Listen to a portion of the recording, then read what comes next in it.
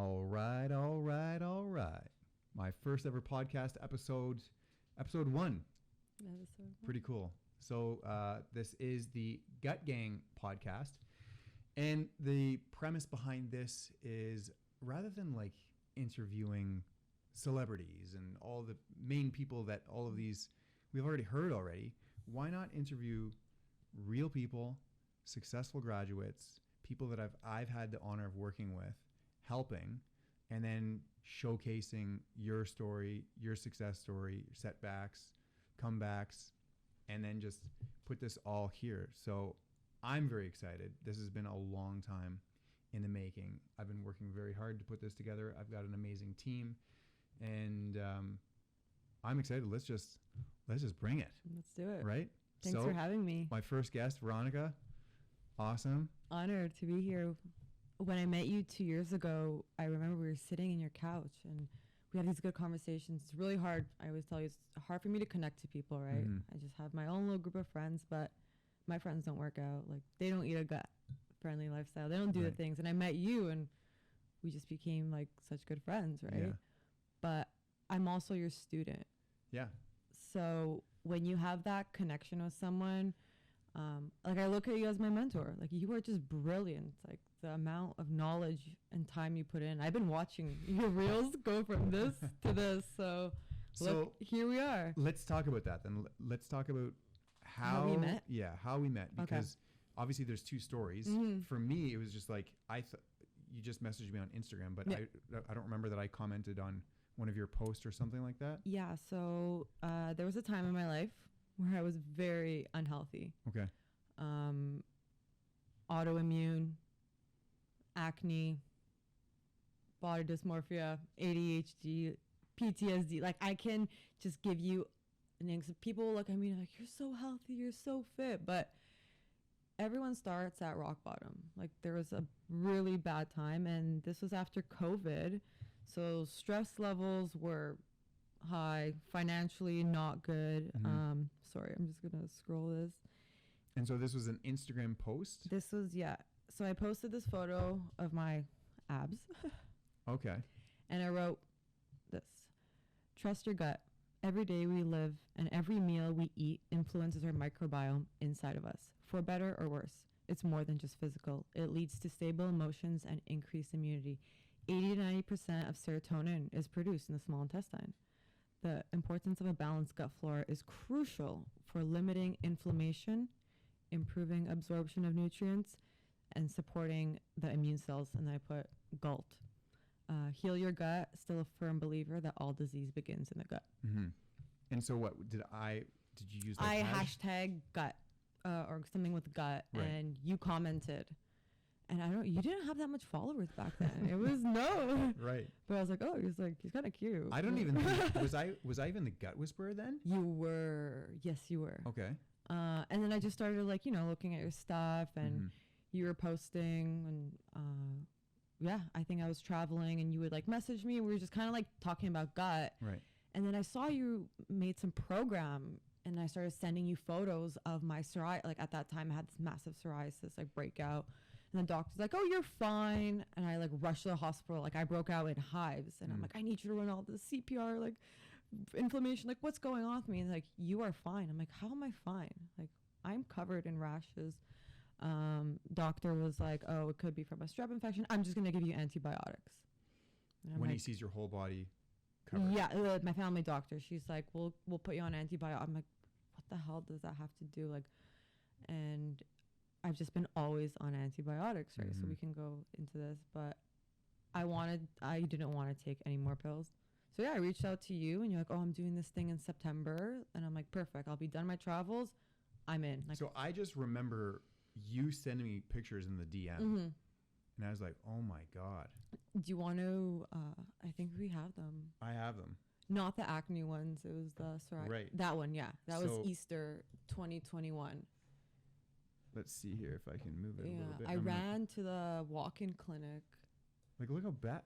That's one doctor's heat rash. The other person's it's this. And then one doctor, very smart guy, he's like, it's a type of psoriasis. I'm like, no, psoriasis doesn't look like that. He's like, it's called guattate psoriasis. Right. So it means like little teardrops. Mm-hmm. But he's like, whatever, it'll go away on its own, all this stuff. And I'm like, no, I need to figure this out. Right. And then you've got this one too. So it started spreading to my legs. I was covered. I remember where I was in such a bad place. I had to move back in with my family. Right. It was after a breakup, like Mm-hmm. financially not well, emotionally not well, like just not in a good place. Was it the stress that this happened? Maybe. Stress is always such a huge factor. Huge. And like stress expresses itself in different ways. Everyone responds differently, right? But it's always the tipping point. Do you know, ever since I met you, I've been 2 years off of antibiotics. I have not taken antibiotics for 2 years. Well, let's kind of backtrack. Yeah. Okay, right? backtrack. Okay. The whole. Oh yeah, doing the program. Okay. So how did you start? We were talking. Yeah. You always tell. I think I sent you money. I'm like, I'm doing this. I'm locking in. Right. Dating a guy at the time. He was in like fitness and prep competition. Sorry, it's my dad. He was in fitness and products. Like, yeah, good for you that you're getting a coach, right? I think it's so important to invest your money in someone that's going to lead and guide you with a plan. Right. So you're like, okay, you're going to do this juice fast, and then you're going to take these supplements and follow this plan and everything. I'm like, I got this. 6 weeks. Right. First week, great. Second week, amazing. Third week, Trudeau's closing the borders. I messaged you, I'm like, I'm going on a spontaneous trip to Banff. And you're like, you can still eat healthy. You can still do this. And I'm like, whatever. It's Thanksgiving. We're at the buffet. We're smoking weed, this, that.